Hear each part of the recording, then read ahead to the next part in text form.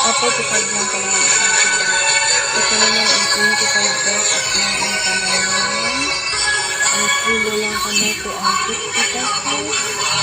Itong patola at saka ito, 30 pesos lang yan. 20 ang tatlong patola at 10 isa. Doon lang sa 50 pesos at ang dalawang piraso, 45 pesos.